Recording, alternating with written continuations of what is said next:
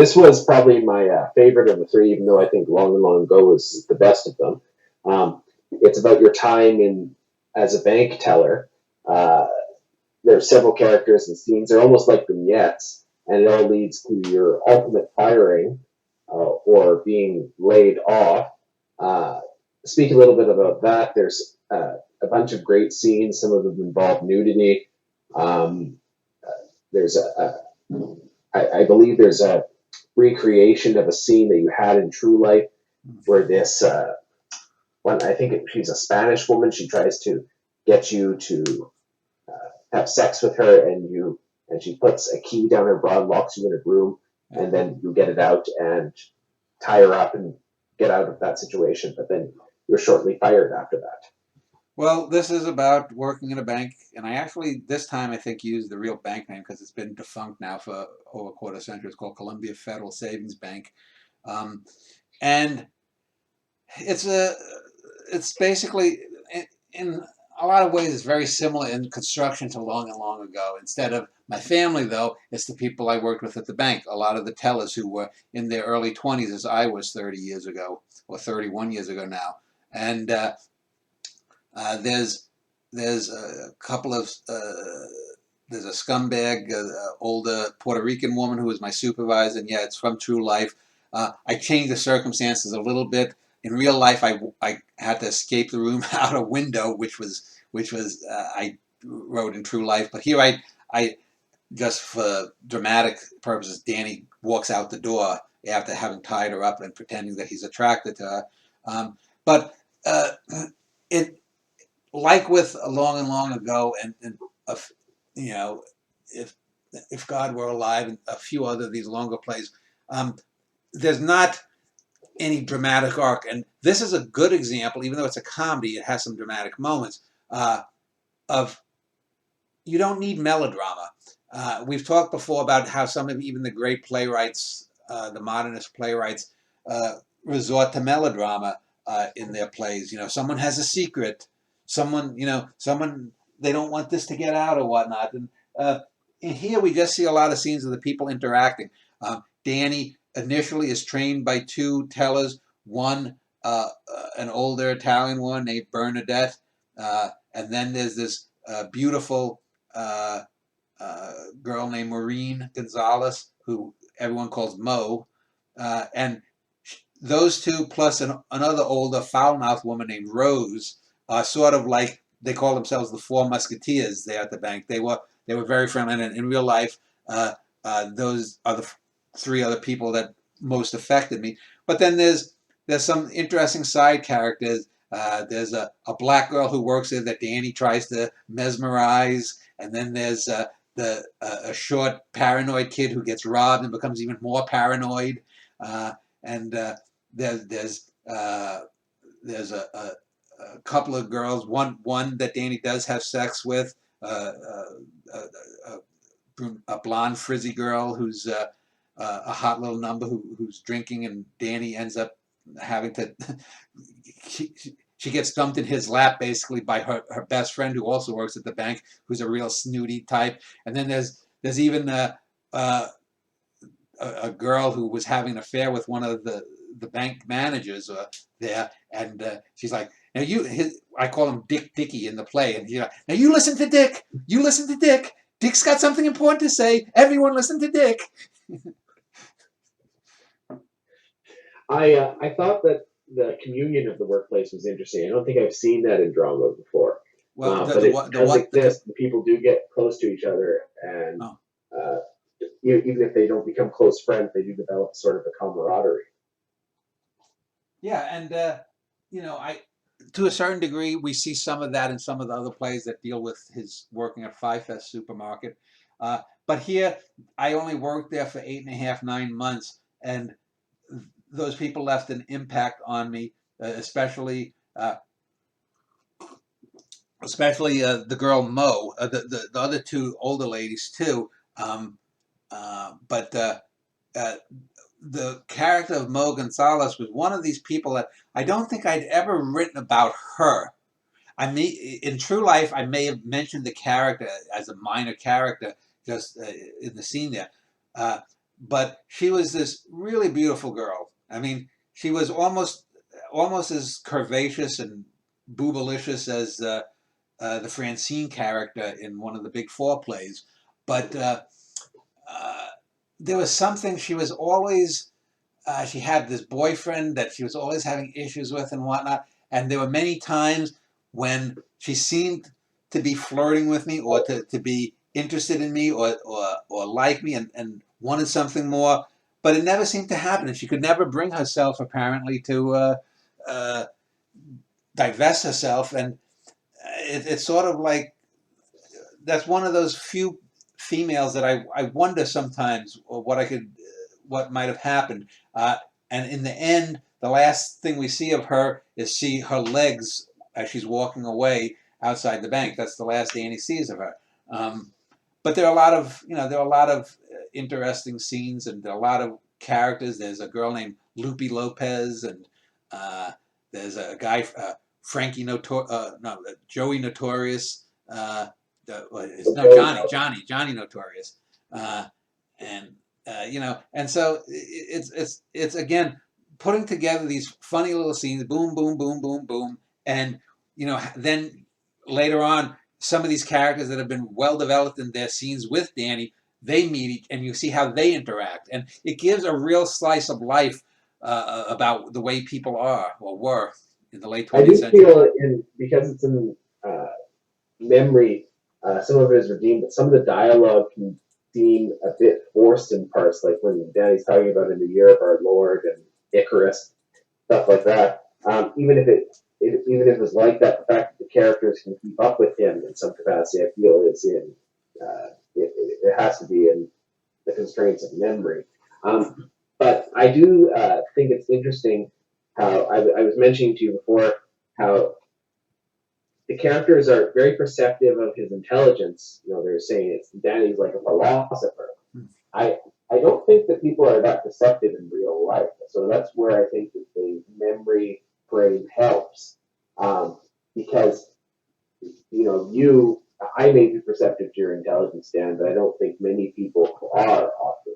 I think Well, that they I think throughout these plays, one of the things, and looking back when I've written about these girls, is one of the things that a lot of the females told me is that uh, they were often put off by my intelligence. Not that I was showing off and saying, "Oh, I know what a red giant star is like or something, or I know what this type of dinosaur is like," but that a lot of people, because they're insecure, and again, I've said this many times, is people who are secure in themselves tend to really like me. People who are insecure tend to not like me at all, and often go to psychotic lengths to try to take me down or put me in my place or something. And I think that might have been one of the things with this Maureen Moe girl, is that even though she was, so beautiful, just thinking about her is something that I can still see the way she walked. Jessica always asked me, she said, "How can you remember the way, a girl crinkled her nose?" I said, "Because she was a girl that I liked. You know, 30 years might go by, but I still remember the way she crinkled her nose or something." And I think she was probably intimidated by that, and I don't think a lot of characters can recognize it in a conscious way, but unconsciously, I think people do get things that they don't get consciously, and I think perceiving that someone knows more or is better with words or is this, that, or the other thing more than me often is off-putting to people. And I know that I had a lot less anger directed at me when I myself was an insecure teenager, even though I was still intelligent, uh, and some people could recognize that. It was only when I became really self-confident and I basically said, fuck this. I said, I'm smarter than these people. Why the fuck am I, why am I scared to ask this girl out? She's not nearly as smart as me. Once I got to that point, then people started getting put off. And we live in a society. I think we've probably mentioned this in personal talks or whatnot, where people say, "Oh, be confident in yourself." Have most human beings don't have confidence. Except when you do have confidence, people will try to tear you down. The people who lack confidence will go out of their way to tear you down. And anyway, but It's also true that you mentioned I forget the exact the technical terms you use, and I forget the specifics of it because I read this play a while ago. But you mentioned one of the characters mentions how you were almost, I think, in Danny's using Danny's term, almost deific in a certain aspect of their job, but only very good in another aspect. I think it was customer interaction. yeah, That that's very true at a job. A mediocre employee is mediocre down the line, is often praised more than the good workers who are better than them in all aspects, but much better in one area.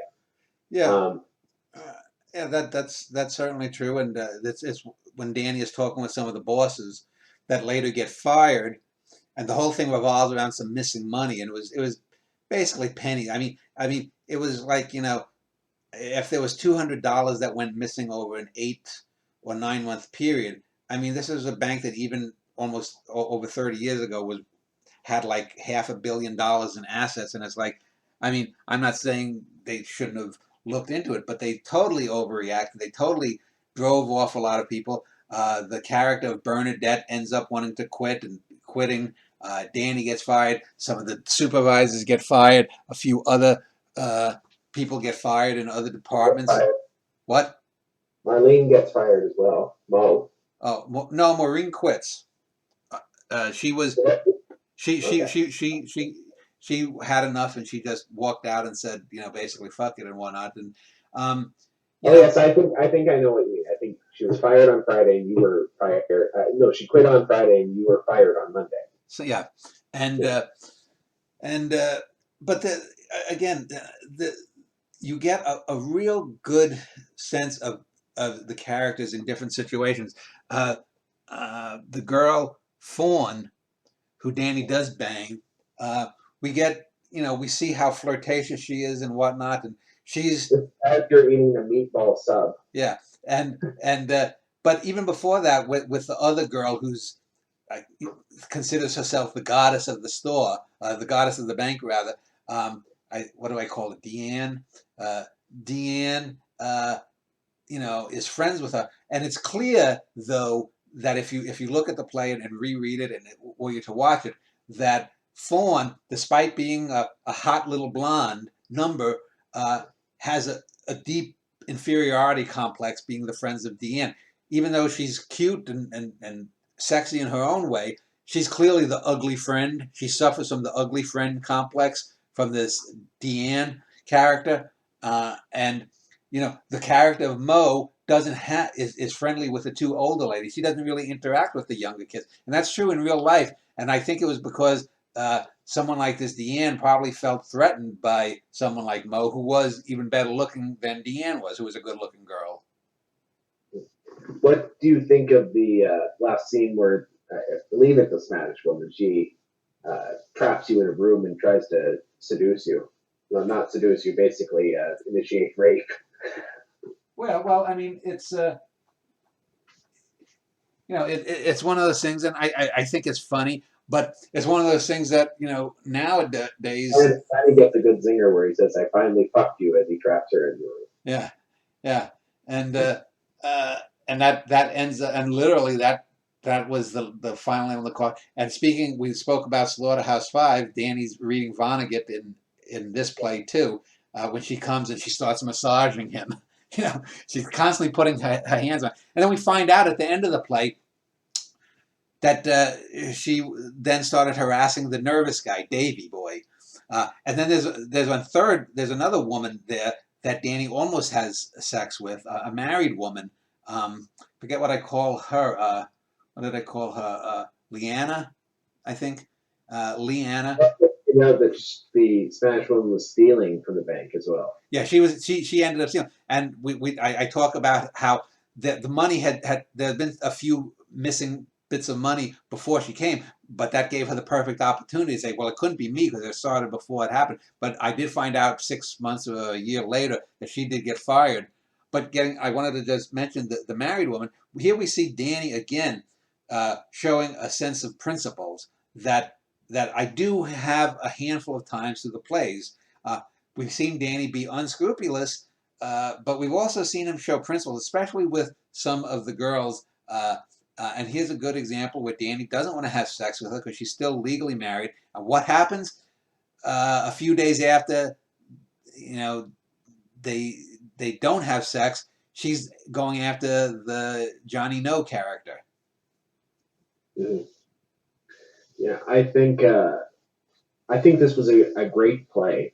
Uh, I thought Long and Long Ago was a bit funnier, but I did think that this was amusing and just showing outside of the quote unquote blue collar jobs. I think this is sort of the first example of something where I saw frontline employees interacting in an interesting way, usually in the break room or something. Mm-hmm. And the sort of camaraderie that enacts, where people are stationary through most of their work life, but they enact some kind of bond. Yeah, well, and I think the best example of that is the character of Davy Boy, because Yeah. we get him as hyper, and he's constantly missing things. And this other guy, Gene and Danny, have this conversation going back and forth, and then at some point they don't plan it, but they start throwing nonsense words back and forth. And Davy's going like, I don't get it. What do you got? You know, Danny and Gene are sort of making fun of him and laughing at him, and he doesn't understand it, and he's having a nervous breakdown. Then we find out, we hear about it off stage. He's been robbed at gunpoint, and now he's even more nervous in the second half of the play. So he's a great character, and he was a funny kid. I still think about him sometimes, even though I wasn't as close with him as I was with the three other females. But Similar to Long and Long Ago, it has sort of the bookend scenes where that begin and end the play, where the 23-year-old Danny. It's interesting how you use memory in different ways. 23-year-old Danny is channeling the older Danny as he monologue, and then the end scene too, where he passionately talks about how art is a verb and not a noun. Uh, that's sort of channeling his future self as well. yeah, and then the ending there, he says, it, I don't know if you got the references, but it ends with two sentences. He says, "Yes, somebody up there likes me," which is the That's title. Jimmy Durante, isn't it? What? Jimmy he used that as a sign off. No, that's Mrs. Calabash. That's Jimmy Durante. Yeah. But somebody up there likes me is the title of an autobiography of a boxer named Rocky Graziano from the 1940s and 50s, same era as Raging Bull, Jake LaMotta, and it was made into a movie in the 1950s. And then he goes, "Good night, Mrs. Calabash, wherever you are." But clearly, the Mrs. Calabash that Danny's talking about is Mo Gonzalez, because whether she's married or not, it doesn't matter. Mrs. Calabash was the sign-off that Jimmy Durante would have on his old radio shows, and then later on some TV specials. And no one ever knew who Mrs. Calabash was. It was just sort of a name, I guess, he plucked out. Yeah. I wasn't aware of the reference, and I thought it was. I wasn't sure what it meant, so I looked it up and found that. But at first, I thought it was sort of ended like so and so reclining on their couch. So and Uh, so. so and so reclining on their couch. The Oh, Stevens poem. okay. No, yeah, I wanted that because that ending gives a sense that Danny knows too that he's speaking to an audience and that it's part of a larger sort of. The Long and Long Ago is directly called a symphony. This is sort of like a smaller, less noisy symphony. But I both of those plays are two of the plays that I wanted to do because I had done a lot of plays that were more with the older Danny, and even though Danny is an adult here, and he has the ending scenes with the grabby, abusive female boss, it's a play that I think you get the sense that the writer, me in real life, uh, is looking back with fondness on that time.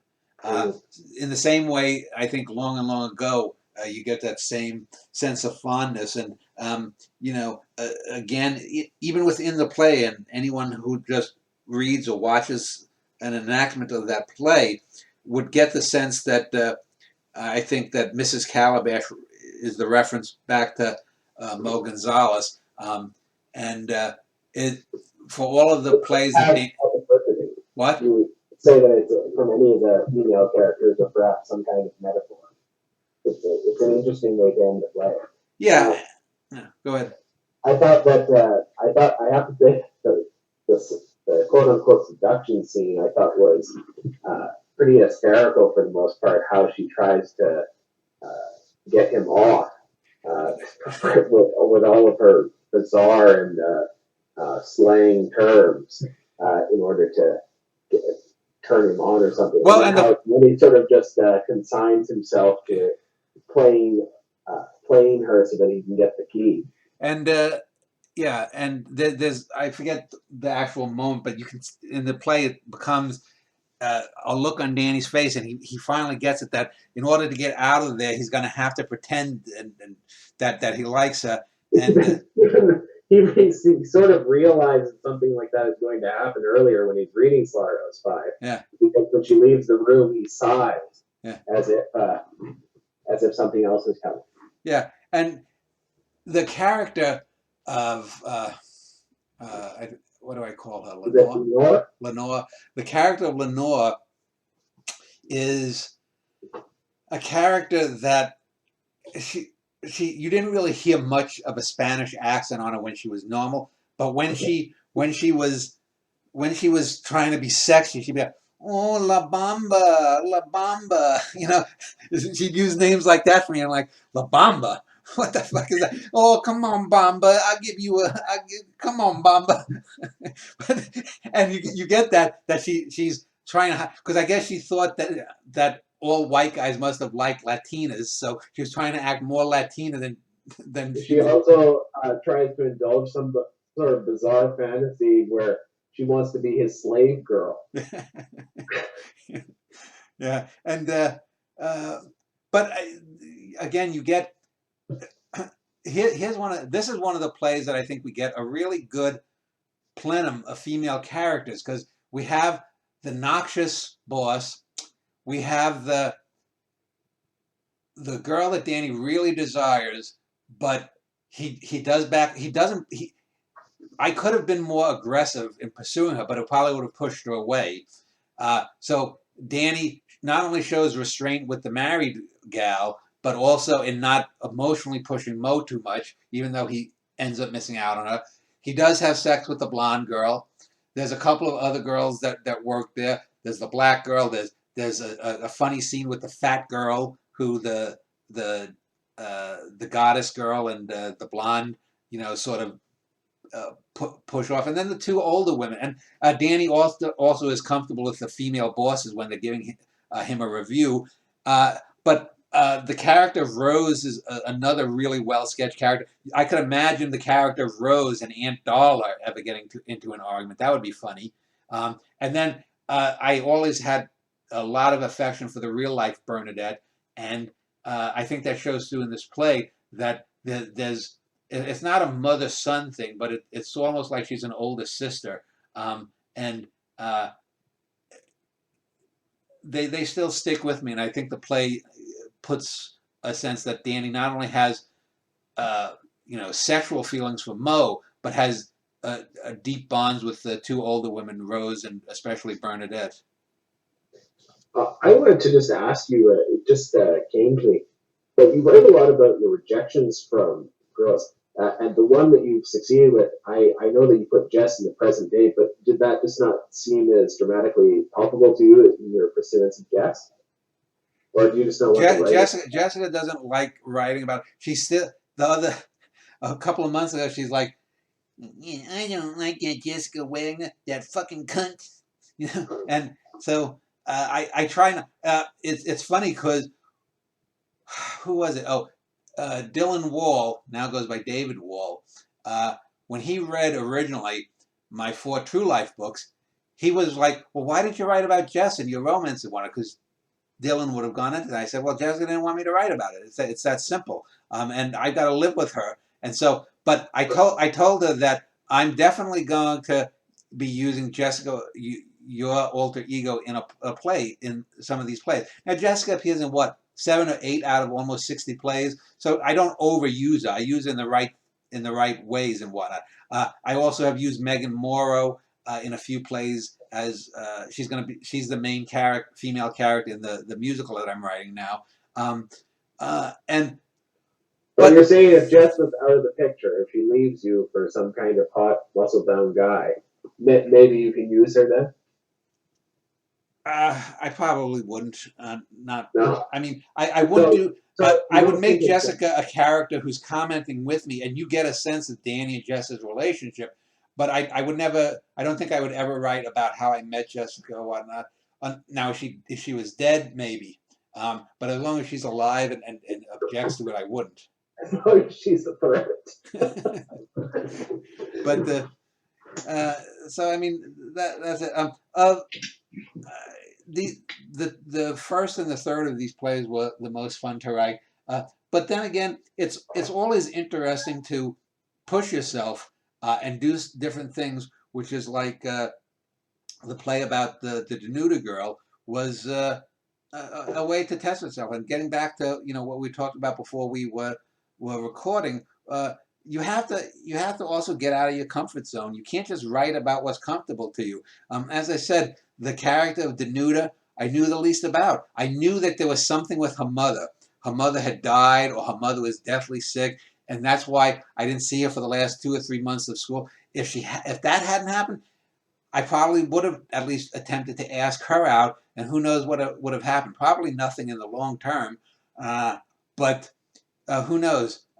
So I mean, It's interesting that she seemed most interested in you outside, out of the four. Yeah, in the lead. Yeah, and that was true in real life too. And then again, you contrast that with the Mo Gonzalez character in this last of the 3 plays, and I think that the real life Mo did like me. I think she knew that I was intelligent and that she could talk about her feelings with me, because we did. There's I think a couple of scenes where Danny is hugging her for some reason. She's upset about something, and he puts his arm around her, or they flat out hug when she's going away, and they want to speak, and it's one of those like kind of Hollywood cliche moments, except it's clear that Danny doesn't want to. She says she's got issues and that she'll call, and of course, just like with the Bridget O'Sullivan character who waves and says she'll see Danny, and she goes off on the bus, and Danny never sees her for 30 plus years.